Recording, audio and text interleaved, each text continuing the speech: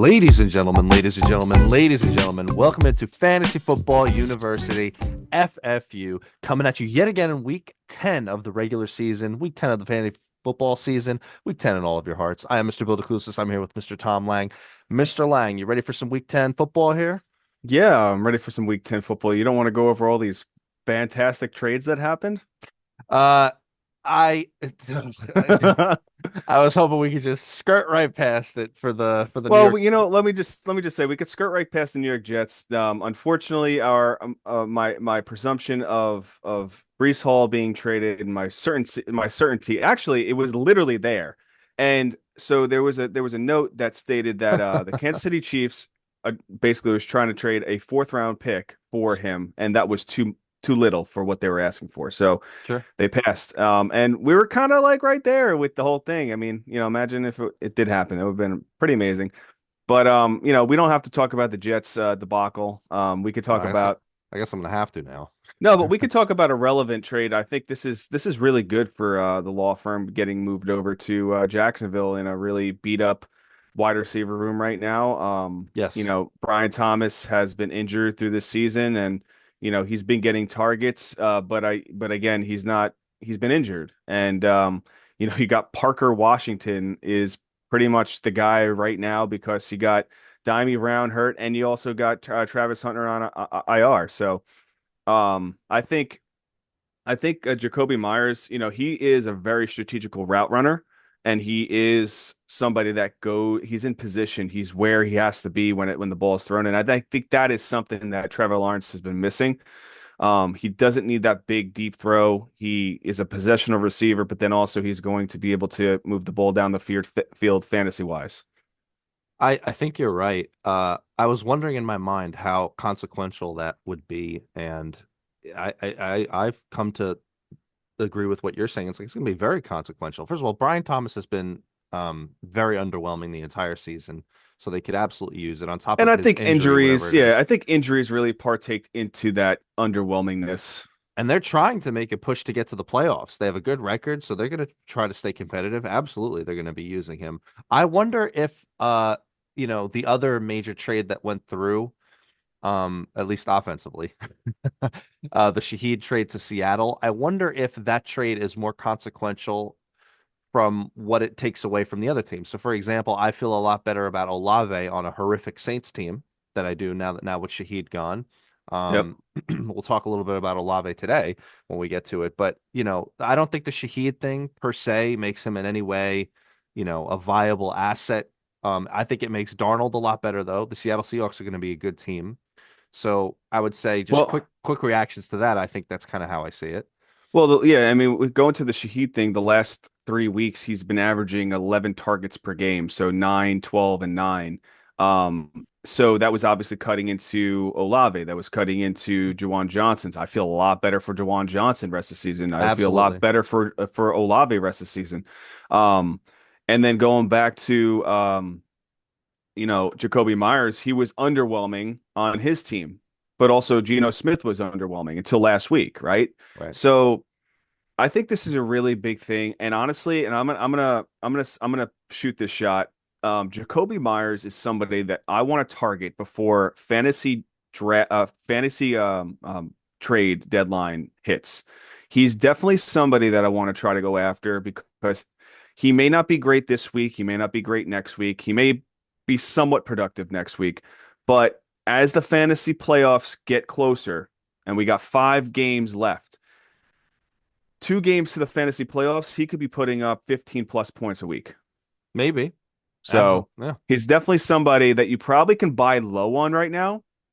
I, And I I think, can I bolster what you're saying? I think you could buy low on him. No, I don't think you could buy low on him right this second because people get excited about the trade opportunity, Brian Thompson's injury. However, he's not going to be that involved. He's not going to be that used in this game, in a game in which, it's going to be a low scoring slugfest with Houston at Houston. Maybe try to well, buy low on him after this game. well, let Really. me let me tell you something right now. I mean, I understand what you're saying about that, but I was able to pick him up on ads Right. after waivers cleared, ads. Well, he was a And drop candidate for us for a while. I yeah, mean, he was, but you know what? I picked him up on ads this week after the trade. okay. So there is a possibility, and I did that in 2 leagues. There is a possibility that he could be easily picked up and traded for really nothing. Yeah, so I'll get the obligatory Jet stuff out the way, and I'll just mention by saying what most football fans, I don't want to say the way that my fandom is better or worse than anybody else's fandom, but I would hope that most fans that you have the following opinion, which is if there's a player on the team that you root for that doesn't want to be there, then get him out. In one way or another, get them out because you're going to have a love-hate relationship and it's not going to be good. And you don't just operate based on, oh my God, he's performing for my team, therefore I like him. If they don't want to be there, then come on, what are you rooting for in the first place? So that's how I feel about the Quinnen Williams thing. He did not want to be there. I'm glad that they got him out and they got some good compensation. And, he was underperforming for the Jets defensively. Okay. The Sauce thing, I think generally speaking, the internet is in unanimous agreement that the Jets got a great deal for that. But I don't fault the Colts for making the trade that they did because they're trying to win now. Yeah. They're loving their season, how it's going. They're trying to make moves now. Um, I don't think they're going to win now, but God bless them, they're going to have a good season. So I don't fault them for making it. On the Breece Hall thing, I went back and forth with Johnny on this, Tommy, about whether I thought they should have made a move or not. And here's where I landed, which is that if they're just going to let him walk in the offseason, which essentially means that he gets nothing, the Jets get nothing, and another team, great, pays him whatever he wants to get paid, then how is that any better than them letting him walk now and they pay him whatever he wants for a fourth? How is that any better? Um, they get a fourth. Well, that's what I'm saying. Then they get something out of it. Yeah. So Johnny was of the opinion of, therefore, they're going to really try to keep him in the offseason. I don't know about that. I mean, we'll see. I mean, he made it very clear. He made a very bold bunch of bold statements on social media, and I think he was the only one that wasn't doing that. So that was doing that, and everybody else was kind of like just like sitting there and like, oh, what's happening? Maybe Woody Johnson just decided he was like, "Hey, listen, I'm gonna really just screw with this guy, and he's gonna play for me." The only problem here, this is what I see as an issue at this point. How after all of that you go be productive on the football field? I understand you want to get paid, but That's how. you've done it already, right? So like, Eh, can't you just be like, oh, I gotta come out, my hamstring hurts, or I gotta come out, my ankle hurts, right. right? And start nursing things and being like, this team's not going anywhere. Everybody knows what I could do. I threw for a touchdown 2 weeks ago. You know what I mean? So like, that's he start acting that way. I mean, that's just how That's it it. is. That's a And good point. But if I'm Breece and I Hall, see you see it all the time though. You see this stuff all the time when people are disgruntled. So, being somebody that's going to have 20 plus touches a week, like why are you going to have 20 plus touches a week if you don't want to be there? because two counterpoints to that. One, it looks better for your trade market value if you continue to perform and you don't do that. But that having been said, even if you do that, if you get the sentiment, if you followed the whole situation from the beginning, which sadly I have, like here's the difference between Breece Hall and Quinnen Williams. Breece Hall's complaint was that he just wanted to be paid. Quinnen Williams literally didn't want to be there. So those are two very different things. So Breece, I think, doesn't care that he's on the New York Jets and that they're not performing. I just think he cares about the money. I don't know. I still So feel really good about Isaiah Davis the rest of the season. I don't know. I don't know. We'll have to monitor that as it goes through. Now, for fantasy purposes, we'll analyze each game individually, but it's kind of funny how that ended up. There were really no other consequential trades, at least offensively anyway. We're not even going to comment on the Cowboys nonsense, but there was no other consequential trades that majorly happened. You want to jump right in? Any other thoughts? Yeah, I mean, you guys got a Donnie Mitchell, the guy that fumbles the ball on the 1 yard line. Yeah, Let's move on. we're moving on. All right, so let's get to the Week 10 preview here. We got a full, lots of games to get to. There's 4 teams on bye, so there's 2 less games. But this is going to be a really interesting weekend. A lot of interesting matchups. Let's start right at the top. Thursday Night Football. We've got the Las Vegas Raiders at the Denver Broncos. Denver minus 8.5 points. The over/under is 42.5 points. So not a lot of points for for the Las Vegas Raiders. Play your Broncos defense, and yeah, that's the number one defense this week. You play your Broncos defense. Other must starts: J.K. Dobbins, of course, Cortland Sutton, and Bo Nix. Absolutely, their implied points total is almost 26 points. Let's go, Bo Nix. On the Raiders side, must starts and probably starts. We've got two names for you, and then you check out. That's Ashton Jeanty and Brock Bowers. Move on with your life after that. We have no other probably starts. In terms of other options, like we said, we're not saying any other Raider. Please don't play any other Raider. However, Tommy, I'd like to ask you about. I'd love to get your opinion on Ryan Harvey. Ryan Harvey, RJ Harvey. There's a lot of people online who, based on his performances the last 2 weeks, really want to get him in here. I think it's a product of game script. Like they have to be up because then they're going to be like, all right, Dobbins, take a seat. Let Harvey, crash him out or whatever it is because he's been so efficient, but on, 13, Well, two that's not. touches. Yeah, I mean that's not true. I mean, he's productive with the touches he's been given, Right, right, but he right. also is being utilized in the passing game as well too. So last week he was 5 for 5, 51 and a touchdown against Houston. And that was a very, very close defensive game. I will say though, again, I think that game could have been a lot different if CJ Stroud was healthy throughout the rest of the game. Um, to be completely honest, especially with Denver's defense, kind of dissipating somewhat on the secondary right now. They, what you call it, uh, not Sutton, their cornerback. I can't remember his name right now. Patrick Surtain, you're talking about. Yeah, Patrick Surtain. He's out again for another week. And so like there's a lot of I'm not saying that everybody knows I'm a Geno hater, but I'm not saying that you should start him, but he could be a spot start this week. Oh my God. We're going to be He could very be. close to editing this out. How could you possibly say that? Well, based Their on last implied points total is 17 points. They're away at Denver. This yeah, is the best pass rush in football.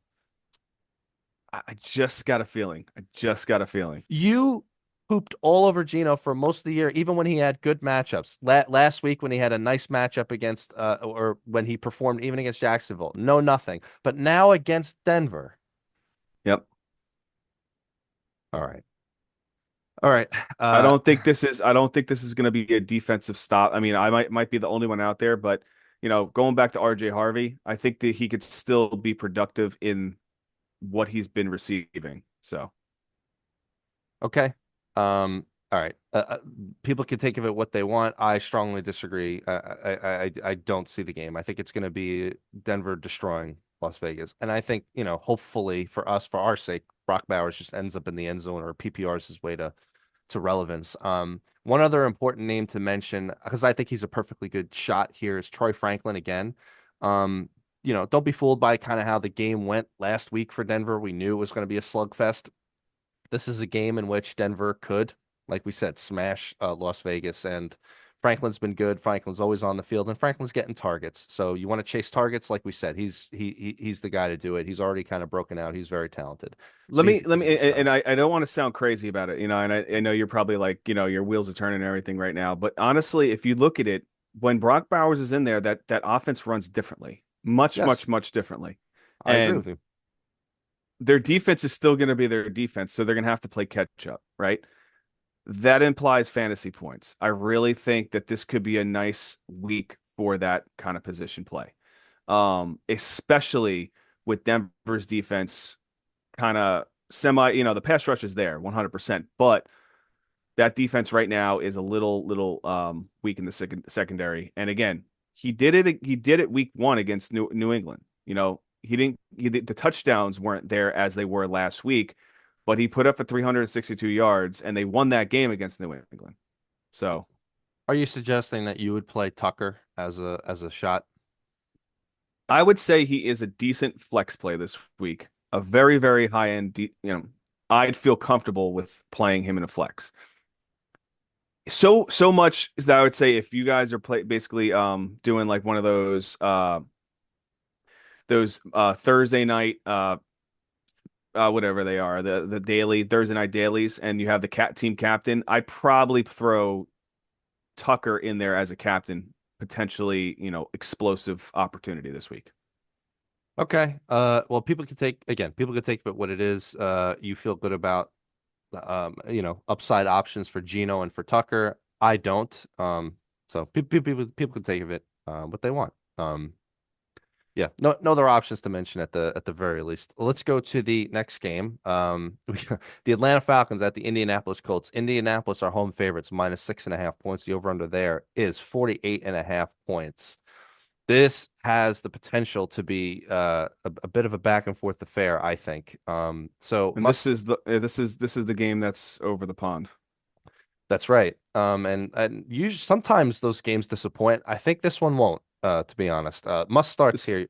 this is in Germany, right? I believe it is. I believe it Yeah. is. You're starting Jonathan Taylor, you're starting Michael Pittman, you're starting Ty Warren, and yeah, I got it. It was not a good game from literally anybody in Indianapolis, but there should be a bounce back here. Yeah. Um, for Atlanta, you're starting Bijan Robinson, you're starting Drake London. Probably starts. So we've identified the Colts defense as a probably start in this game. The implied points total for the Falcons is 21. And generally speaking, on the internet, everybody has them as a must start. So we're compromising. But we want to just mention to people, like, I'm kind of predicting a bit of a back and forth here. I think the Colts leaves a little bit to be desired, but you take of it what you will. The line says that you could probably throw them in. Other probably starts, you could probably roll with Daniel Jones. I got it. He had one real bad game. It was bad, but you could bounce right back and should be just fine. And Kyle Pitts, we've been talking about him as a tight end option. No reason why you can't roll with him again, unless you got some better options, some more, I guess, safer options. The one thing with Kyle Pitts that's annoying is he's just never getting in the end zone. That's really the problem. So Yeah. he's getting targets and he's getting his PPR as pure PPR as weight of relevance. Other options here. So, Tommy, we spent some time talking about the other wide receivers for Indianapolis on waiver show or whatever. And I know you're a big Pierce guy. I think you could probably, as shots, throw in Downs and Pierce here. What do you think? I think it could be a good opportunity. I mean, I don't think they're going to see like, 6+ targets, but I think, that they can make do with 4 targets and have an explosive play for a potential touchdown. So I'd feel pretty good about either one of them. There's not really one that I feel better about, to be honest. So it's really kind of like who you feel like is going to pop off this week. And if you follow the trends, Pierce has been coming up the trend a little bit more consistently, obviously with Downs' injuries. But I think that Pierce could, if I was a better man, I was, which we all know I'm a better man. But if I was really having to make this decision, I'd probably lean Pierce over Downs.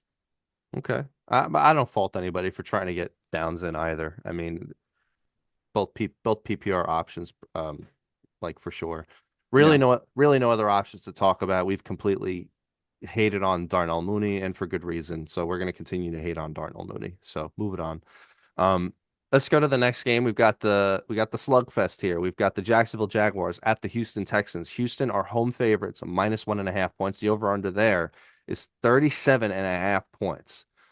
Must starts for the Texans. Obviously, the Texans defense, given that line for sure, and they're great. They really are. D'Amico Ryans is an awesome Well, this architect line, of that. and this line is basically, irrelevant to them not having any, wide receivers out That's there. that's that's part and parcel, but I would still love the Texans here. Nico Collins is the only other must start here, really. Hopefully he PPRs his way, falls in the end zone himself. Let's hope for that. And honestly, Davis Mills is going to be starting a quarterback. I'm actually one that thinks Davis Mills is perfectly serviceable. I think Yeah, he's a good backup, and he he's hyper been targets him. yeah, he's been serviceable since he's been there, and he's been there for a Yeah. while. There was a point where he was the starter, obviously before Collins was, the guy at the wide receiver room. So I do think that and again, if you follow the trend, he, at that point whether Schultz was there, he was hyper targeting Schultz because Schultz was the guy, right? So like there is that specific kind of like direction, and I think that Collins has a very, very heavy week. We're not talking about Jamar Chase numbers, but we're talking about anywhere from 7 to 10 targets and making do with them. Yep. Probably starts. So you could probably start the Jaguars defense in the exact same game. The applied points total for the Texans is only 19 and a half.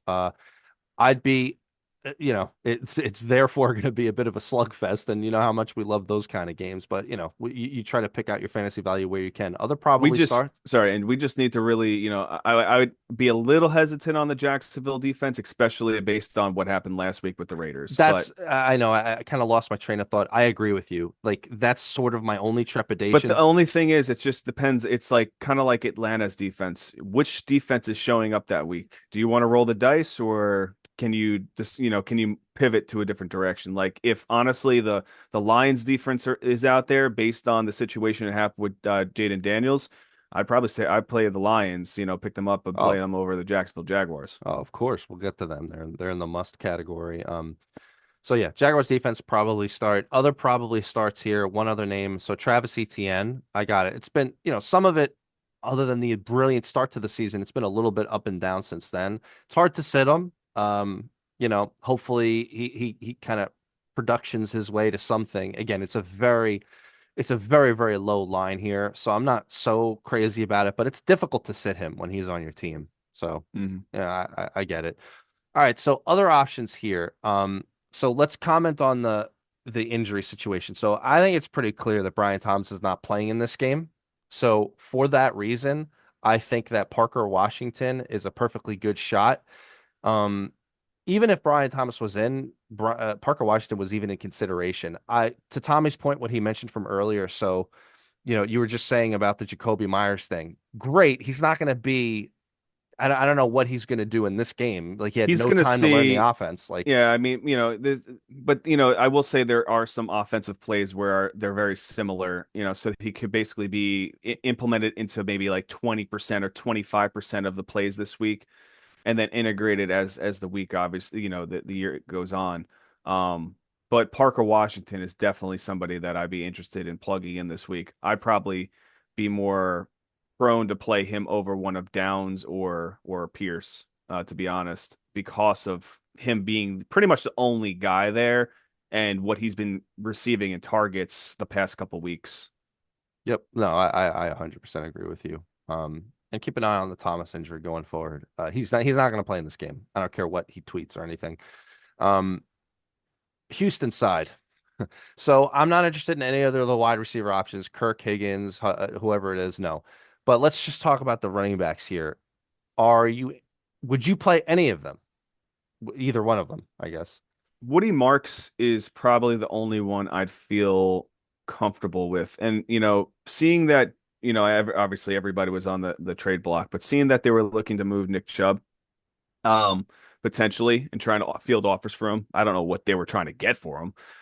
That's just what I saw on one of the apps. Yeah, but I think Woody Marks has just another consecutive decent week, and I think he's the most valuable running back until we know what happens with Mr. Mixon. which is likely to be nothing. I actually looked it up this week and their non-committalness, which by the way, let's just get into an aside, not about the Mixon pick. Trust me, I'm never bringing that up to you again. But I just want to say you and I, especially me, have been lamenting coaches and GMs, whatever, that say things without saying things, or like they can't just answer the question. So it was being brought up to them, like various people are asking the question. So they had to have known this was going on. They had to have known that this was a thing. And actually, like it's been like people are speculating that Mixon had some kind of a surgery right before the season, and they didn't want to disclose that information.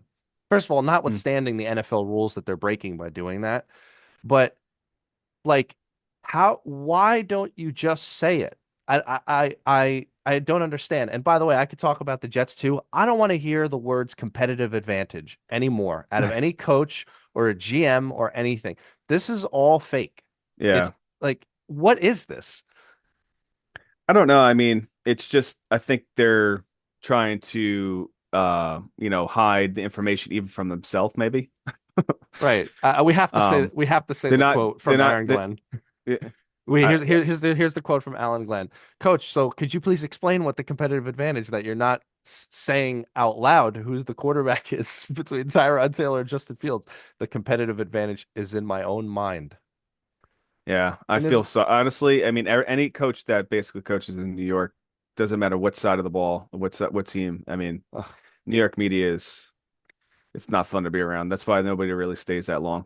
Yeah, well, not to derail the conversation, I bring that up to mention about the Houston thing is, and again, I felt it at the beginning of the season. I don't think Joe Mixon is coming back this season. So you get No, whatever but value you can out of Marks, but yeah, I mean, what Marks, he wasn't super productive last week. He did finish as the running back 45, but he did have the same amount of touches he had the past 3 weeks, 4 weeks, in a row.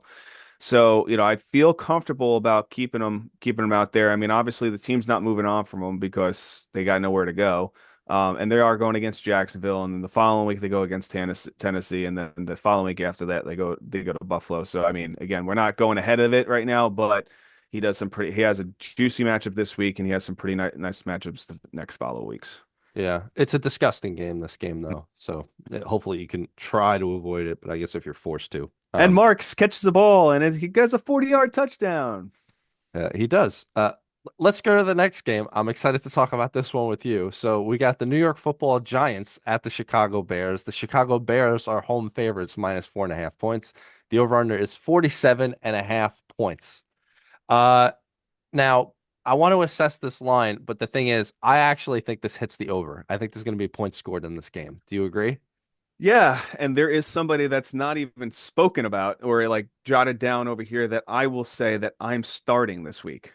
And Okay. we could get to it All right, in a well, minute. we'll get to it. All right, let's start with what I know we'll agree on. Must starts. So we don't have the Swift information. So let's make it easy for you. I'm playing Monongai regardless if Swift is playing or not. Yeah. I think it must start. Don't even ask questions. If Swift is in, would you also feel comfortable with playing Swift? I guess therefore we're having a conversation about must starts. I just I thought don't we'd think they mention it need to. now. I think that it would be more integration and Monongai would be the primary guy. So I even think if so. Monongai gets 60-40, he's still going to make do with his touches. Other must starts here for the Bears. I got it. It was he had the big fat zero, Mr. Odunze, but you roll with Odunze. He's been one of the best receivers all year. They got a lot I of think the implied tide, points. honestly, I think the tide is turning. It's going back to DJ. Well, DJ did not have a receiving touchdown. He had his Does points elsewhere. Doesn't matter. Doesn't matter. I think he's getting super involved with that offense, and Ben Johnson is very creative. Doesn't matter what, how those points are scored. It happens. Yards, touchdowns, throwing through the air. DJ Moore throws the ball. So I just want to make sure what you're advising. We have Odunze as a must start. You're saying you don't care. You're not playing Rome Odunze. no. You could play him, but I'm saying I value DJ Moore this week over Romaduze. All right, well, we'll get to probably starts here. No must starts for the Giants. Probably starts. Like we said, DJ Moore. I think you play both DJ Moore and Odunze. Not exactly for the reasons that Tommy said, but because you're playing the Giants, they're at home. DJ's been performing better. They didn't trade him at the trade deadline. Keep an eye on DJ's injury though, but apparently he never practices on Wednesday, so keep it in mind. We got Tyrone Tracy as a probably start. Again, it wasn't the best, but you know what you're getting out of you get your 7 to 10 points out of your RB2. Maybe he rolls into the end zone and he gets you more than that. That's basically what you're looking at. And I know a lot of people really picked him up looking to play him. I hope you guys listened to me and Tommy and traded him before he had his game last game, but not everybody. Other probably starts here. Colston Loveland, for anybody who picked him up off the waiver wire. Don't expect 90,000 points again, but he should be fine, especially if Cole Kmet is out. And I think he's trending to be out. I'm not And sure. again, what I understand you say don't chase last week's points, but if you think he should be fine, let's go over the past couple weeks, right? So week 2, 0. Week This is 3 when against Cole Kmet was playing. oh yeah, all right. So after the bye, week 6, 2.1 points. Week 7 against New Orleans, 3.9 points. Kmet Week was still 8 against playing. Baltimore, 5.3. Only week that he had a massive production, 26.8 last week against Cincinnati. I would not chase last week's numbers. All right. I'm just going to say that Cole Kmet wasn't out until week 8. So 5.3 and then a blow up game. I mean, I'll operate from there. I think maybe sometimes people level up and then, the coaches can get excited about the guy and go there. I will say it could just be a running type of game for the Bears. But Well, I think the Bears are going to score everywhere personally. But okay. I mean, Cole Kmet did play last week, okay. so Well, this is why we're talking about it. Caleb Williams is also probably starting a game where their implied points total is upwards of 26. Go for it. He should be perfectly good. Hopefully he doesn't disappear on you. And so now other options. So Tommy, where did I make a mistake? What other guys should be in probably starts here? so you have Tyrone Tracy there, Hmm. but I'm starting Devin Singletary this week. Why? In an RB2 position, I have two guys that are out this week. Obviously, Isaiah Pacheco has his injury, but Chase Brown has been productive. He's on bye this week.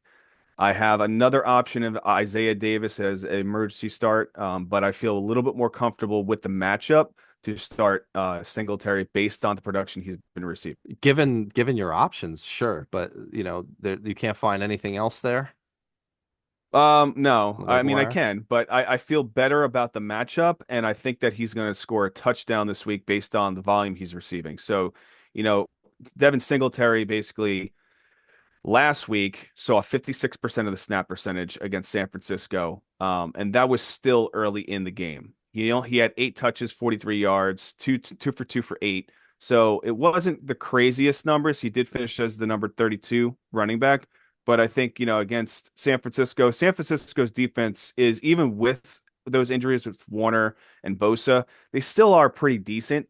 Um, it's not not the same situation in Chicago. So. I think that even if he does go 8 for 43 and 2 for 2 for eight, he scores a touchdown with that, which bumps him up to RB2's category. Okay. Okay. You heard it here first. There's no way we're going to count him as a probably start because we'd lose credibility. But if you want to use him as a decent start, that's fine. Hey, I think Um, it's a good one. I think it's a good one. other let's just quick mention on the Bears. So we already talked about the running backs. No other options to mention for wide receiver. We're still not sure if Luther Burden is going to play, which if he doesn't helps DJ Moore, Odunze, and Loveland if that's the case. Or actually, it might just help Olamide Zacchaeus, but you shouldn't be playing him. Giants There, side, yeah, go yeah. ahead. And the on the Giants side, I do, you were going to go through some of the stuff, but I Yeah, think I just wanted to mention real quick. He's not a probably start, but Jackson Dart's probably fine here. I mean, he doesn't need many implied points, and he doesn't have too many. He doesn't need many to get you to a fantasy relevance. He's been so good for the last couple of weeks. Maybe I should just stop worrying about the lines that Vegas gives him because he could just get his rushing touchdown, passing touchdown, 170 yards. Like he'll get it, right? Like yeah, no, he will. And honestly, I mean, the problem is though, like it's very nail biting when you're watching him play it because is. he's ducking with the shoulder. He's potentially injuring himself out there. But Jackson Dart, I think, is a nice, streamer this week, and you feel good about starting him. Another player I feel pretty good about starting because the injuries in the wide receiver room and also the tight end room is Theo Johnson. Theo Johnson has been commanding anywhere from 5 to 7 targets per week, averaging the past 4 weeks, 5 weeks. He's not getting crazy amount of yards, but he is pretty much one of the first or second reads in the end zone. So. And we said we did it on the waiver show, the red light, green light. We think we're going to get two green lights in a row from Theo here. We Yep. think. Yep. I also feel Wandale's a perfectly decent start, especially in full PPR. He will always PPR his way to relevance. Slayton, that's a home run type of shot thing. If he gets a long touchdown or Yeah, something. I would stay away. Yeah. It's funny. Slayton is another one of these guys that you have such an interesting opinions on as a Giants fan. And it's weird how he is, like his relationship with the team. But Let me tell you, I never really have a positive experience with fantasy and Giants. So, I'm never really one to go out like in every single league. I actually avoid drafting Giants players, to be honest. well, it's probably how it worked out for you. And I've had the opportunities to draft Malik Neighbors in the past last year and this year, and I just pass on them for potential more better upside that sometimes it wins, sometimes it loses, but it is what it is. Have you drafted Jackson Dart anywhere, or do you have him No, anywhere? Okay. no. All right. Well, then your fandom is not ruling your fantasy situation, which is perfectly Oh, fine. well, that's And that's what you got to do. I mean, fandom is one thing, right? But you gotta separate your fandom to your fantasy to be, aggressive in your fantasy market. To be a good fantasy manager, you can't really focus on the Giants defense or something like that and plug them into your Well, lineup every single week. yes. And thankfully for me, I'm definitely not doing that with any of my New York Jets. Oh yeah. You'd be even Uh, more trouble this week. I would. We'll get to them shortly. Let's go to the next game. We got the Baltimore Ravens at the Minnesota Vikings. The Baltimore Ravens are road favorites, minus 4.5 points. The over-under there is a nice 48.5 points. This could be a good game too. I know a lot of people are picking Minnesota on a upset pick. I'm not going to be among them, but this could be a very good game. Must starts for the Ravens: Derrick Henry, Zay Flowers, and Lamar Jackson. For the Vikings, Justin Jefferson. Let's go. Fires. Let all fires blazing here. Probably starts.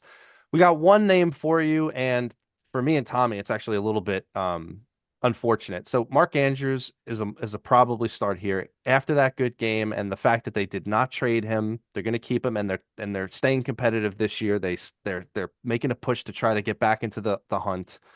Think it's perfectly viable. He's not going to be as good as he was in prior years.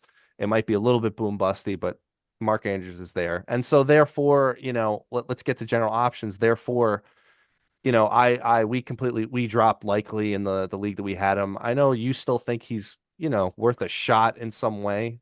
He's got fantasy relevance, I think, down the road. Again, he still was productive with Mark Andrews being in there the past couple of years. So, I do think he is somebody that can have upside. But again, in our position for the league that we dropped, likely we have Bowers, and honestly, we just were looking to bolster more running Yeah. back room space and whatnot. So it depends on your roster construction and what the needs are. But there is one player that I think, you said general option, but I think there is one other player that I'd probably say is a probably start this week, and it is JJ McCarthy. Based on the production he did last week against Detroit, they are going against a weaker Baltimore defense. JJ McCarthy was very, very productive last week. He did finish as the quarterback 13. He only threw the ball 25 times because they were able to ground and pound and, play pretty good defense last week. But I think this is a game that they can start opening it up a little bit more and throwing it anywhere from 30 plus times, giving another 5 more passes through the air will incorporate more fantasy points. He only threw for 143 yards last week. He hasn't broken 200 yards in the season. Again, he only played 3 games technically, but I take the odds of basically him throwing another 2 touchdowns or more with close to 200 yards, with 30 pass attempts. So Yeah, I don't necessarily disagree. I wouldn't necessarily call him probably because there's lots of other quarterback options that you could even see on the list in our show doc here. It's well, like, would you play? Well, you know, let me ask you this: would you play Jackson Dart or JJ McCarthy this week? that's very, very close. I think it would depend on the league format. I think for me, if it's 6 point touchdown, I would go McCarthy, 4 point dart. Yeah. I go, and I don't think it matters for me. I think Okay. JJ McCarthy. Yes, they're both gonna have opportunities on the ground. JJ McCarthy, he had 9 attempts last week. He had 5 attempts week 2. He had 2 attempts week 1. Um, but again, he is gonna run the ball Hmm. at situational times and whatnot, get that 1 or 2 yards. If not, he could break for more. But again, he is somebody that has wheels and has the opportunity to make plays on the ground. And with a healthy Aaron Jones and obviously Jordan Mason, if he decides to play football again, and then obviously having Hawkinson catching that touchdown last week, and obviously you got Justin Jefferson. You have a lot of talent on offense to open the field for him. So Yeah, I think he's a perfectly good streaming option. I'm just making the point. I like if given the opportunity, and we're playing him in our league of record in our high stakes league, but given yeah. the opportunity, I would not be playing him over Sam Darnold or Matt Stafford, for example, who we'll talk about Well, later. But yeah, I I mean, mean, Sam Darnold's a different experience. I'm just saying, yeah, but he's a perfectly good streaming option. Your point is well taken. While we're talking about the Vikings here, so yeah, Hawkinson, fine if you want to throw him in as tight end. We've been labeling him as a drop candidate for 10,000 years. So Let's see how it kind of rolls with JJ McCarthy. So we'll see how that goes. I wouldn't be playing Addison here. Again, wait and see how things go with McCarthy. Although Addison was so close to catching that one touchdown. Yeah. So I don't know. Maybe we'll be thinking about it differently if it wasn't. For the Vikings here, you want to try to get Jones in. I know a lot of people are kind of close on that bubble with him. Yeah, I mean, I would agree that Jones is 100% somebody that I would plug in here this week. He bounced back last week after the injury, and basically he came back, and had a great opportunity and capitalize on it. So I anticipate him to continue to ascend as the season goes on, I think bearing health. I think this is going to be a great game to see really how the Vikings look like full-fledged under McCarthy at home in a competitive game with, like this I should think be a this good. I think this game takes the over as well. I think you're right. I think a lot of points are scored here, and the Vikings have a good defense, but I have faith in Baltimore to go get them. Um, Other options on the Ravens side, literally nothing to talk about. I don't want any of the other wide receivers or anything, and Tommy already mentioned likely. So there we go. That's the Baltimore Minnesota game. Let's go to the next game. You guys wanted horrible? We'll give you horrible. The Cleveland Browns at the New York Jets, and I will be at this game. The Cleveland Browns are road favorites, minus 2.5 points. The over under there is a paltry Why 37 are and you a half going to this points. game? Why, Uh, why are you doing that to yourself? Are they giving the tickets away for free? they were actually really cheap tickets that we had, that we got. $6. All right, so I just want to point out because we actually had this thing on the waiver show before all the trades went through. The line was actually much different. The over-under was actually lower, 36 and a half, probably because the defenders left, and the Jets were favored minus 1.5 points. So that is now swung by 3 full points. The Browns are favored, and it went up by 1 whole point over/under. So, uh, we're gonna change a little bit kind of how we think about this game. We feel way worse about the Jets. Long story short. So must starts. We got two must starts for you guys: the Browns defense and Quinshon Judkins. Quinshon Judkins should have a great game in this game. I don't see him being stopped at all by anybody on the Jets defense. They're awful. Yeah, I mean Yeah, they got rid of the best, uh, the best rush defender in ba- Quentin Williams. basically, yeah. He was the best the rush defender in the league actually. Now I want to point out while we're in the topic of the Jets defense. So given the line, usually this is something that we would try to target, but the implied points total, obviously for the Jets is tiny, but the implied points total for the Browns is only 20 points, which would mean like normally we would be like, hey, the Jets could be a must or a probably start. In this case, no. I would stay away from it. I don't trust them to do anything. I think Cleveland might, hit more I than I, that. I wouldn't stay away. I'd run away. Yeah.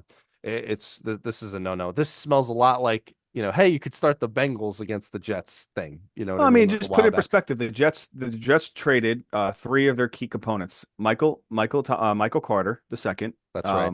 2 weeks ago or a week ago to the Eagles, which the Eagles defense just got crazily better with the amount of moves that they made. Jalen Phillips gets traded from the Dolphins over there. But then obviously the Jets trade their best cornerback in Sauce Gardner and Quentin Williams. So Yep. I don't know what else is there, to be honest. Let's go to probably starts. Yeah, Brees Hall. Again, it might be an ugly game. In fact, it's definitely going to be an ugly game, but he can not just PPR his way, he'll yard his way and PPR his way to relevance. You could roll with Cleveland's him. defense is so good. But Cleveland's defense is very good. So we don't have an official on Garrett Wilson yet, but if Garrett Wilson is playing, it's hard to sit him. So we'll got him in it probably start, but keep an eye on that. You know, I at think least I think Garrett Wilson and Brees Hall are going to be in the club during this game. we'll see how that goes. Other probably starts in the game. We got one other name for you on Cleveland. So Harold Fannin, definitely one of Tommy's darlings here. Yep. I'm probably not as bullish, but I'll still admit that you could probably roll with him here. I don't I just I'm worried that him and Njoku just vulture each other too much. But I think it's this is a must get right game for Dylan Gabriel because if he doesn't, then it might be Shador's season. They have well, to see. They have to, honestly, if he doesn't do anything in this game with a really nothing defense against the Jets, I think moving forward they have to see what they got in Shador Sanders. So It just is what it is. I mean, they drafted the guy. It's been a push away the whole entire season. If he can't get right here, it's pivoting. Yeah. Other options in this game, and it's, painful to even mention that there could possibly be other options in this game. And got news for you. You should probably not play any of those other options in this game. But just to mention them, like I'm staying away from Mason Taylor. That train has left the station earlier in the season. You could probably throw in Njoku too. I mean, we keep pointing it out, like they're just their whole offense is running through their tight ends right now. And I know Tommy mentioned a really good point in the waiver show, Tommy, where you said that one of the reasons why Judkins is doing well is because their offense is going through their tight ends. They usually have two tight ends on the field, so they have more blockers. It's looking better. Hmm. So you could roll with Njoku in deeper leagues for sure. We'll keep an eye on Davison to see how integrated he stays now that Breece Hall is not getting traded. But I'm not playing anybody else in this game. I'm just completely moving on. And don't fall into playing Justin Fields or the Jets defense in this one. Full sit, trust me. Don't play them. Um, but let's get to more destruction now. The New Orleans Saints at the Carolina Panthers. Carolina minus 5.5 points at home. The over-under there is 39.5 points. So we got another great defensive start. Must start the Carolina Panthers defense. Let's go. Who shut down the Green Bay Packers last week? I mean, let's go. They're cooking. We have no other must starts in this whole game for you guys. So let's talk about some probably. Probably starts. Uh, Rico Suave himself, Dowdle. I don't know how you sit him after his performance the last couple of weeks. You could roll with him again, but please keep an eye on the usage between Rico and Chuba. Maybe at some point Chuba starts to really dig into that. But for now, Rico definitely a good probably start. And Rico, he basically did not practice on Wednesday due to a quad injury. But again, I anticipate him being there. I mean, he has a quad Yeah. injury because he was running up and down the field all day long. Yeah, man, you keep running marathons. You gotta come off the field sore. Uh, Tet McMillan's also a good probably start. Been up and down, had his good games and had his bad games, but you're not going to get his good games unless you get him in there. He is by far, far, far, far and away the number one target for Bryce Young. But the problem is like, I guess, quote unquote, problem is like, they don't really need it. If they're just going to ground and pound and defense their way to victory, they don't really need to throw that much. But we'll see how this game goes. And Tommy, you could take a mini victory lap here. So Chris Olave is our only probably start for the New Orleans Saints. And it's just going to come straight up on targets because now with Shaheed being gone, I think he's a perfectly good option here. Are you excited to play him this week?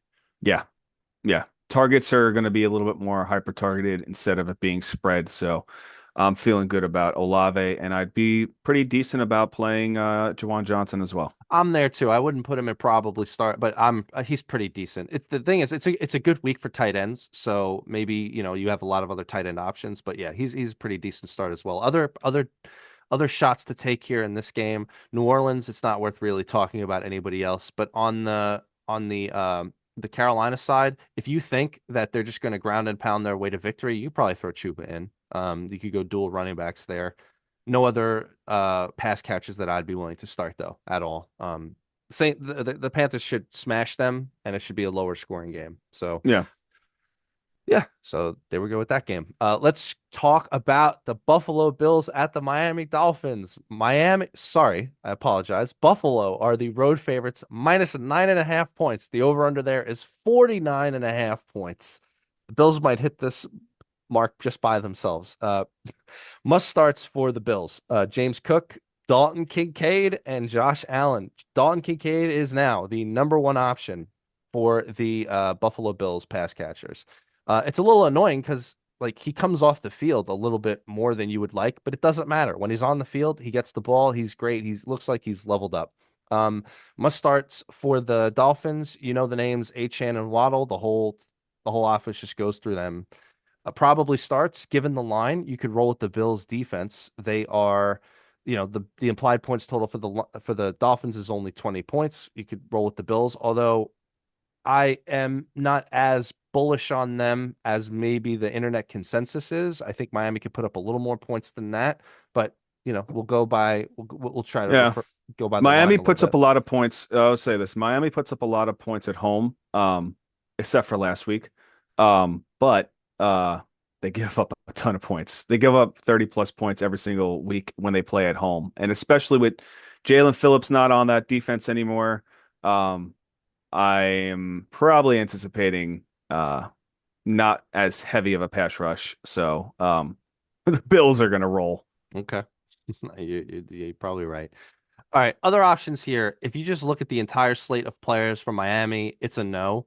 The entire slate of players from the Bills, everybody's a no, except would you consider playing Shakir here? Because he's clearly the best wide receiver they have right now. Yeah. I think early in the game, that's where you're going to find your points with Shakir. But I think as the game goes on, that's where, your second and third running backs are going to start All right. touching the ball a little bit more. So, hey, Ray Davis, maybe, this is a game where Ray we see Davis if is Ray getting Davis, nothing. let's see, this may be the game that we see Ray Davis score a touchdown again If you think that a on the backup running ground. back in Buffalo is going to get points, it's going to be Ty Johnson. It just is. And to your point, oh man, I have to bring this up. The entire season we've been talking about this, and every time the Bills smash somebody and Ty Johnson gets a lot of points, well, you've been saying it doesn't really matter. They're going to smash somebody. Ty Johnson's going to get work, but if Cook goes down, it's going to be Ray Davis. So if you think that they're going to smash them, you have to be consistent and say Ty Johnson's going to be the one to get work. Yeah, Ray Davis. Yeah, all right. Y'all heard it here. If you think that they're just going to smash them, take your shot. If you think it's Ray Davis, fine. I think it's Ty Johnson. Whatever. I just probably wouldn't start any of those guys, but it's cool. Neither would I. I would rather play Ty Johnson than I guess would I rather play him than Woody Marks? Ugh. Would you play him over Singletary? Yes. Yes, I would. I would. Well, put it Okay. this way. Do I need upside or do I need a guaranteed 7 points? What do I need to win that game? I go stability with 10, 11 points. I don't know if Singletary's going to be 10, 11, but I'll take 7, 8 points. I think Okay. Singletary will get you. Um, Tommy's writing that down. Billy said. Let's go to the next game. This is going to be this will be a good game. We got the New England Patriots at the Tampa Bay Buccaneers. Tampa Bay are home favorites, minus 2.5 points. The over-under is 48.5 points. Must starts for the Buccaneers. So Bucky Irving is back. You roll with Bucky Irving. If for some reason like that they decide he's not in, I wouldn't automatically just be throwing Rashad White in. I would consider my options, but if you have to, I guess you can. But keep an eye on that. If Bucky Irving's in, you play him. Other must starts for the Bucks here. Emeka Buka coming out the bye. He should be healthy now. You could roll with him. Emeka Buka, let's go. And Baker Mayfield himself. Let Baker cook. That's what he does. Must starts. I really love that commercial, by the way, that they keep showing about the Uber Eats thing and the whole Baker thing that he's a cook for it. I think it's cool. Must starts for the Patriots. One name, Drake May. He's been too good. It was a little bit of a downer this past week. That's okay. You keep rolling with him. He's gonna be good going forward. Probably starts. So we got a couple names here for the Patriots. So let's talk about the pass catchers. So in Kayshon Boutte's absence, you could roll with Stephon Diggs. I think is a perfectly good play here. Good probably start. Hunter Henry himself, very good tight end play. And so injury consideration here. So if Stevenson's out again, any reason that you would not play Henderson other than just, hating yourself, I guess? Um, I probably would play him. Okay. And hope that Jennings doesn't steal a touchdown from him, I guess. Yeah, I mean, he did get the production last week. He just You didn't do? score the touchdown. So, No, that's true. I know to the dismay of every Henderson owner everywhere. But pay attention to that. If Stevenson is playing, then I think that both of them are dicey plays, decent to dicey type of thing. So you judge your options as you have it. Tampa Bay side, we have one probably start for you. You got Cade Otton. So he's hopefully going to be a Mr. Necessary, a necessary part of the offense in the absence of Evans. And we're not sure if Godwin's going to play either.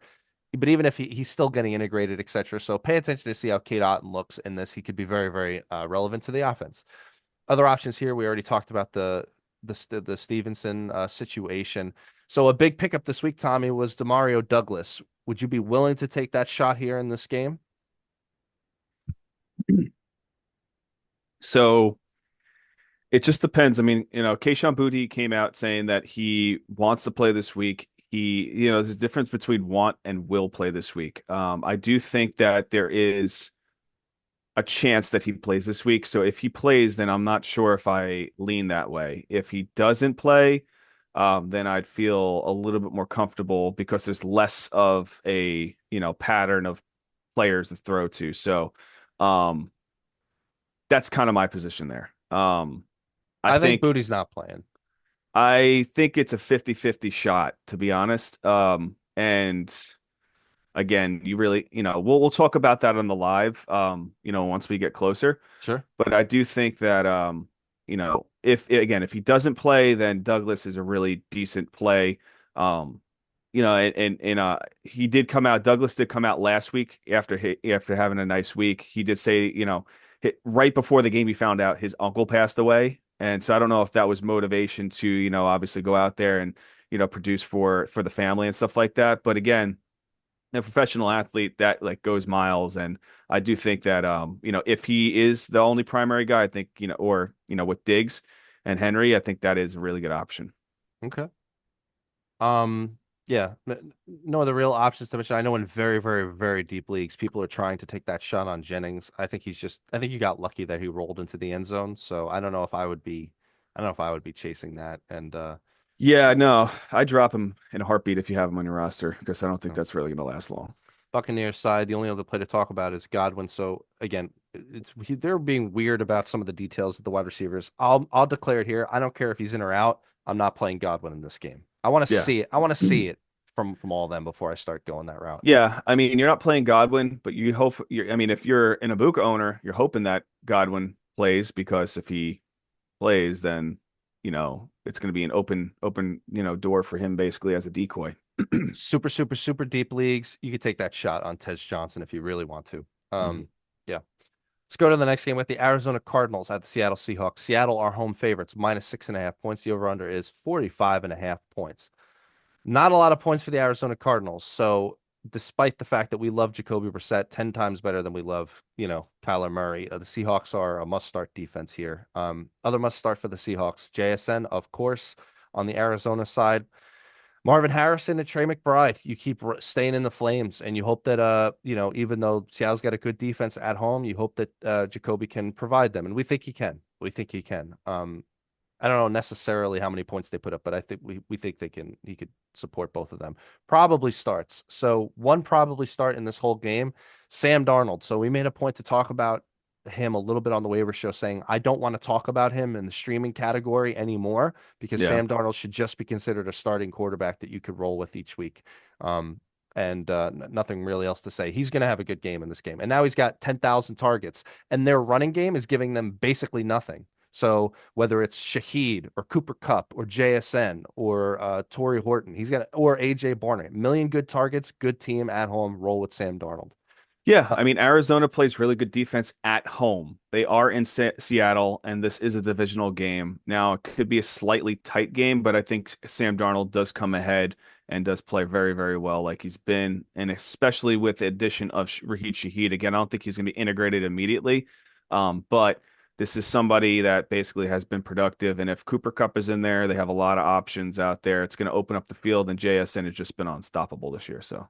other options. This is actually a good point to counter to talk about what you were saying earlier, Tommy. So Arizona side. So Brissett, a lot of people have been using him as a streaming quarterback the last few weeks, and even kind of like hoping he could, march them out for out of the year. I would say this is not a game for him. So like the aforementioned JJ McCarthy and Jackson Dart, I would play both of them over Brissett this week. It's Yeah, unfortunate because I like Brissett, but I don't think that he's going to perform as good. I could think he could have a decent week. I mean, he's been making good read options and whatnot, but again, I don't know if this is the week that you want to stream him again. I think though, let's put the narrative out there. So, Kyler Murray has been placed on IR, and you know what comes out this week, or what came out this week? There it is. Let's go. Up, the new update for This is a perfect time to bring it up. for Martin Wharf, or is it for COD? The Yeah. new update, and and he obviously is one of their poster boys. So He might be playing that for the next 4 weeks. If you Yeah. don't, I don't see him being actually even present at the game because he's sitting there playing Call of Duty streaming. Do you want to know what I'm terrified of? That either one of these quarterbacks becomes the quarterback for the Jets next year, Kyler or Jacoby. And it's I and think and I think it's Kyler Murray. if you go look at the odds right now, they're like 1 and 2 in terms of odds for being the Jets quarterback over Well, somebody I they think draft. honestly, here's the thing. Ugh, I think they're done. I think they're done with Kyler Murray. I agree. I think the cards are shown. They're realizing that even, with an older quarterback, he has more of a stability around him, and the players want to play with him. I Not agree. saying that the players don't want to play with Kyler Murray, but Kyler Murray shows his true colors 90% of the time. And he's so inconsistent. And I'd rather be playing with the player that wants to be productive and wants to win and wants to just his focus is football 100% of the time than somebody that is just, I don't know if I want to be here, and kind of throws his players under the bus when it's really him. Speaking of players who may or may not have focus on the game, let's talk about the Arizona running backs here. So, Trey Benson is not going to play in this game. They have not activated him. So again, we're going to be rolling with some combination. And now it's no longer Carter and Knight, it's Knight and DeMercado. And I shudder to mention the name DeMercado because of that horrific time that he dropped the ball at the 1 yard line. It made me hate him forever and ever and ever. Well, apparently the coaching staff has moved on from that, They've moved and on from that. And so they've we have made to, their decision. yeah, and Tommy's right. Like we have to put our feelings aside about it. If they're going to use them, they're going to use them. And so I see them both being used in a 50-50 way. DeMercado's going to have some PPR stuff. Knight's probably the lead, in between the 20s back. You guys decide if what, more consistency or more upside is what you need. I'd rather play, I guess I'd rather play Knight because I know he's going to get more work per se. I don't know. These kind of like lower tier backs are hard to assess. Like any of them or Marks or any of them or Stevenson, you know what I'm saying? It's kind of harder to like who you think you're going to throw in there. So, Well, you let's just put it this way. If I had a choice between them and Devin Singletary, I'd play Devin Singletary. okay? That's the barrel that you're swimming in right there. Hmm. All right, let's talk about the Seattle other options here. So, I agree with I couldn't agree more with Tommy 100, even more than what he said. So I would not be chasing the points on Torrey Horton, so don't play him. Even if Cooper Kupp is still not playing, I would not chase those points. I will consider playing AJ Barner. I think he's a decent tight end shot. Um, he's been, a little bit of red light, green light. Tommy thinks it's a red light. I think it's going to be a yellow to orange light in this game. So I think it'll be decent. But let's talk, our obligatory every single week. Tommy, you tell me which Seattle running back are you playing this week? Charbonnet. Charbonnet, not Walker, even though Walker had more work. Yep. Asking. Charbonnet. Yep. Charbonnet. Are you playing Charbonnet over Singletary? It's funny. It's funny because in the same league that I have Singletary, there is a thought because I had Charbonnet in there. I was able to pick Singletary up on ads after waivers cleared. And I'm teetering, right? So like I think Charbonnet is definitely the better threat in fantasy to, score a touchdown. Again, this is you don't know what kind of defense is showing up. I think but the team is playing better, especially with Brissett at quarterback. So I think there's a more of a heavier chemistry around that. This week, again, I may actually flip a coin or it might be something where I'm just teetering back and forth, back and forth, back and forth, back and forth until I feel comfortable with the player sets at that RB2 position.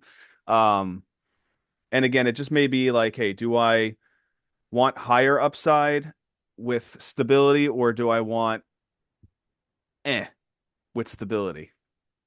And Ugh. I think Charbonnet probably kind of, comes ahead with it, but My answer is Charbonnet. You already heard me. I think this is ridiculous that you're considering Singletary as anything more than an emergency play. I mean, no. but take of it what you will. If it's assessing the game myself, if it's me and I have to get one of them in, it'll be Walker. But I got it. Most people don't have Walker and Charbonnet. Like you would have to decide if you're going to play either one of them. I see both as a very close to somewhere between decent and emergency, somewhere in there. I don't know. You throw in, you guys can decide where that is. Uh, Let's go to the next game. We got the LA Rams at the San Francisco 49ers. The Rams are road favorites minus 4.5 points. The over under there is 49.5 points. I think this is going to be a good game too. I think San Francisco keeps this a very close game. They might pull this off. We'll see. And it's going to be Mac Jones again. It's not going to be Brock Purdy. I mean, they are real San Francisco. They are really sitting Brock Purdy and Pearsall like for as long as they want to, I Which guess. is insane because they just paid Brock Purdy. I know. I know. Well, they want them healthy, and they're going to continue to win games without them. So, on the Rams side, you know what you're I doing. You're just playing. don't know if that's the smart decision because once you get to the playoffs, the season changes, and if you got players that haven't played all season, that's when mistakes are made. Must starts. You know what you're doing on the Rams side. Kyren Williams, Puka Nacua, and Devontae Adams. Let's go. On the San Francisco side, Christian McCaffrey, aka God himself, and George Kittle. You're playing them. Hopefully George Kittle actually has a good game, but you keep playing him. It's gonna happen. On the probably starts. So we know the equation, Tommy. If Pearsall is out and Mac Jones is in, you're playing Jawan Jennings now. So there we go. You should. I feel like he's a really good play in this one. The only other probably start. I mean, we kind of halfway mentioned him earlier. Matt Stafford. It's been great the last couple of weeks. Yeah. In a game where their implied points total is 27 with the over under at 49.5. Let's go. Matt Stafford. If he keeps throwing the ball at the 1 yard line too, that's great. Let's keep it going. Other options here. I'm not interested in playing anybody else. I do want to mention that people online have been identifying the Rams defense as a good play. I strongly disagree with them Yeah. in Stay away. this one.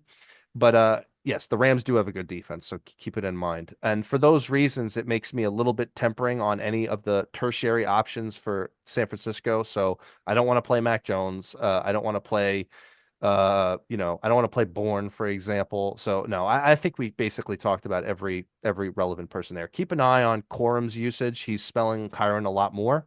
So keep an eye on that how that goes. Um all right, let's talk about the Detroit Lions at the Washington Commanders. Detroit are the road favorites, minus 8.5 points. The over-under is 48.5 points. So must start. You're playing the Lions defense. Other must starts in this game, Jahmyr Gibbs, Amon-Ra St. Brown, and Sam Laporta. Probably starts. We say it all the time, right, Tommy? That you play Montgomery in games that you think that Detroit is going to smash the opponent. If you don't think they're going to smash them, don't. I think this is a Montgomery game. They're going to smash them. You play Montgomery in this game. Other probably starts, Jared Goff in a game where their implied points total is 28.5 points. Let's go. I mean, he's just keep in mind that there are games that they put up 50 points and he doesn't have a good game, but I think it's worth the risk. The only other probably start here, Tommy, I have is Debo, and I want you to make me feel better about this. I know that you would 100% have him almost as a must start, but I don't like the fact that Mariota is going to play the rest of the season, but I think I know he's that the only option. I think he's the only if with option on Lawrence that not there. offense. Yeah. I think he's the only option on that offense. And I think you have to roll with that option. I mean, he's been productive, even with, Mariota being in there. So I think he is somebody that I would still play and not really think about it until, you know, unless they start shutting him down. But Well, to that point, I don't know which among the games, like through the first 5 weeks, Debo Samuel was basically the best pick in fantasy football. We talked about it. yeah, It was unbelievable. I was just looking at his numbers and I have them in front of me. I don't know in the first 5 games which of them was Mariota. I think one of them was. So, but the game against Atlanta was, since then, Debo has done basically nothing. Like it's been extremely, extremely bad. The last games that he played, the wide receiver 72. The wide receiver 61. Then he didn't play. The wide receiver 66, and then the wide receiver 38. It's not been good. But I hope you're right. I hope you're right. Maybe we get some bounce back now that they know Mariota's there. They tailor the game plan to him.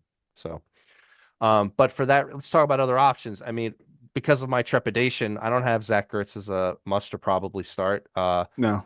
So I would stay away from it. I mean, we I, talked about I him. think I think on the Detroit side, Jamison Williams gets implemented again this week. So this could be a nice consistent week again for him to have anywhere from about 3 to 5 targets and making do with those targets. Okay. So last question to sort out before we move past the game. Tommy's favorite thing in the whole wide world. Is the Washington backfield a full sit in this game? They're always a full sit for me. Okay. Let us speak the name of JCM in this in this podcast. Don't All even right, bring up his name. let's go to the next game. We got the Pittsburgh Steelers at the LA Chargers. The Chargers are home favorites, -3 points. The over under there is 45.5 points. So must starts in this game. Jalen Warren, aka Beast. You're playing Jalen Warren. And on the Chargers side, you're playing Ladidi Metcalfe and Justin Herbert. By the way, if anybody doesn't know who I'm talking about, because I can't say it any other way, it's Lad McConkey. So I'm just saying it like Key and Peele do. Probably starts. So you you got on the Chargers side, it was a bad game from Vidal. It's hard to go away from him though when he's the only guy in the backfield, so you could roll with him. Oronde Gadsden, I got it. A little bit of the flames went away in Tennessee, but you could keep rolling with him. It's hard to turn away from the athlete that he is. And DK Metcalf. Okay, Tommy, make me feel better about DK Metcalf in this game. It's not as strong as a pass defense, as they were early in the season. I think that with Calvin Austin, that was the guy I was talking about earlier. With Calvin Austin basically being back in the lineup, I think it opens the field, especially with them utilizing three tight ends. I think he has a nice bounce back week. Not saying he's going to score a touchdown because he had consecutive weeks that he was scoring touchdowns, but I think this is a nice game for him to see targets and to be productive. Okay. Maybe. We'll see how it goes. Other options there. I would stay away from the Pittsburgh tight ends, even though, it's every week or every other week that somebody blows up a little bit. Avoid it. I know we talked about Aaron Rodgers. I think he's a perfectly good streaming option in this. That's probably a good question. Would you rather play Aaron Rodgers, Jackson Dart, or JJ McCarthy? It's probably a good question. I'd still go JJ, JJ. based on the matchup and based on the players he has around him. If it is 6 point touchdown, I go JJ McCarthy, Rodgers, Dart. If it's 4 point, I go Dart. Yeah, Dart, McCarthy, Rodgers. I think, yeah, I'm I'm right about that. still, I'm still, I'm still gonna be the same. It's gonna be, it doesn't matter what the Okay. point system is. It's gonna be JJ, Dart, Rogers. All right. Other options here now for the Chargers. This is where this could get contentious. So, how do you feel about Keenan Allen and Quentin Johnston now at this point of the season? Keenan Allen's production has been dissipating. Obviously, Quentin Johnson was, early week star, right? And then it kind of dissipated with the injury that he had and whatnot. So Keenan Allen is not really carrying any injury. He's just carrying age. And, as we all know, as we get older, things start happening and things start hurting more. Um, I will say, though, with Gadsden's lack of, basically his production dissipating from the past 2 weeks prior, I do think that, He still had a uh, good game, no, but he still had a good game, but not to the same consistency of what oh he yeah. was seeing. I think that this could be a game that Keenan Allen does show more of a production. It's Sunday night football. The lights are shining bright, and we all know what happens when the lights shine bright for Johnson. He Hasn't been doesn't this way this year. it He's hasn't been been this very way good. yet, but I will say when the lights shine bright, he doesn't catch the ball. So, Do you think that the Chargers, maybe the way that we'll start talking about the Chargers pass catchers, that it's going to start turning into a crapshoot outside of Lad McConkey? I mean, and which means that there's going to be value there, but it's going to be harder to identify when those well, production's going to come in. no, I think you got your first read because Ladd is playing a lot more slot, and then he's also getting more of the possessional opportunities. So the first read is Ladd, then second read is either Gadsden or Keenan Allen. Keenan Allen still can command targets, and then after that you got Johnson. So it just Okay, and again it's situational. Do they have to pass the ball? Joey out is out for the rest of the season. that's true. We should have mentioned that. They went and they got a an offensive player to basically fill in for that role. So they are obviously still making that playoff push. Now that chemistry is not going to be the same because you need offensive line chemistry to be productive on the field. So I would probably stay away from, especially how the defense has been playing for Pittsburgh. It's been hit or miss, but I'd be stay away slightly for Vidal this week. I don't think you're gonna have a Eh, good game. It's Um, hard. It's hard to go away from a guy who's got that whole backfield to himself. It really is. I mean, and one in which, one in which the offense is good. You well, know, yeah, I mean, let's just say Jeanty had his whole offense to himself in the backfield, and he wasn't productive for a number of weeks, even with bad matchups at times. So, he was productive. He just wasn't productive to the level of a first round pick. yeah. So I mean, anyway, you judge that as it is. I see Quentin and Keenan very similar to Tommy. The long story short, there, you take that shot if you want to. It could turn out really well for you, but it's yeah, dicier than it was earlier in the season. No other options really to talk about in basically in the entire game. So let's get to Monday Night Football here. We've got the Philadelphia Eagles at the Green Bay Packers. The Green Bay Packers are favored minus 2.5 points. The over under there is 44.5 points. I was really amazed at this line. I thought it would be the other way around, especially with all the trades and stuff, but I got it. They're in Green Bay. Green Bay is a good team. So this could be really interesting. Must starts. So you're starting Saquon Barkley coming back off the bye. He's good to go. Should not have any injuries. And you're starting Jalen Hurts. Green Bay side, you're starting Josh Jacobs. Let's go.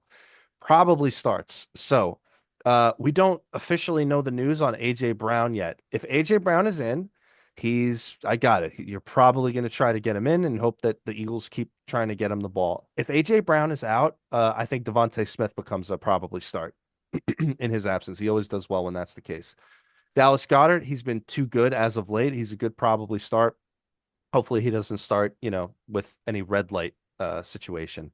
Um, no other probably starts to mention, but Tommy, I'd love to get your opinion. Let's just talk about the other shots here for this. So, you know, who would you possibly be willing to take a shot on as a pass catcher for the Green Bay Packers? Tight end, wide receiver, anybody.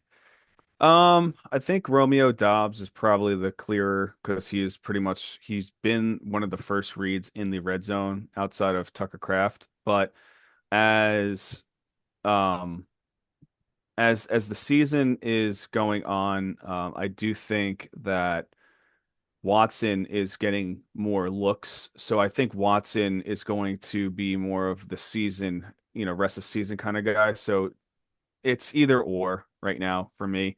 But if I was to choose one of those guys between Dobbs or Watson, I probably lean Watson because he's kind of like the new shiny target, new shiny object out there that that Love hasn't had.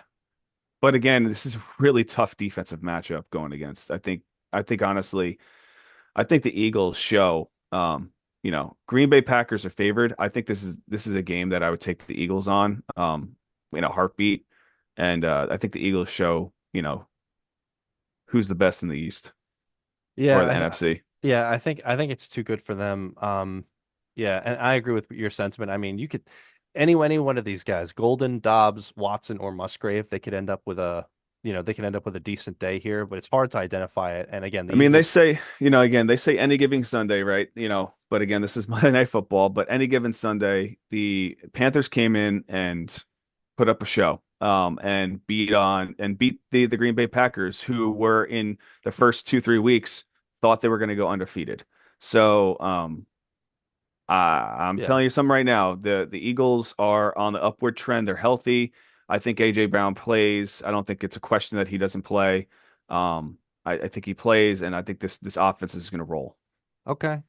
Therefore, uh, like Jordan Love, he's we don't have him as a must or probably start. I mean, he's probably in that same tier, like we were saying earlier, with like JJ McCarthy, Jackson Dart, especially in this kind of a game. He's had an up and down season. I mean, I think Love is the fourth guy out of all the guys that I think he's the bottom of the ladder. he might just be, and it's annoying because he can have a big blow up game. It's just like he's not having them when he's supposed to. I don't see it Yeah. happening. So you're not. Really no other options to mention for the Eagles. We already said if AJ Brown's out, you pivot and go with Devontae Smith and stuff. Yeah, but that's about it. And hopefully Golden could do something. He's just got to get more targets. So we'll see how that goes. But there we go. That is the Sunday slate of games. And I should mention all of our must and probably starts as of today, Thursday, are going to be in the description in our YouTube videos. We're happy to put it there. We'll put it on all of our stuff everywhere that you can find our podcast. And yeah, do you want to tell us what's happening on Sunday, Tommy, and closing thoughts Yeah, here? Sunday Billy will be at the most horrible game of the season. While I'll be basically doing Sunday live. So at 11:45, I'll be going live on TikTok. And we'll be taking your start sit questions. I'll be going over actives and active reports. So just compile your questions and whatnot. But yeah, we truly appreciate everybody that joins our content and has watched this full video and watches parts of the video or skims through the video, whatever it is. But if you could please like and subscribe to our channel, we truly appreciate that. We do. Thank you, everybody. Thank you.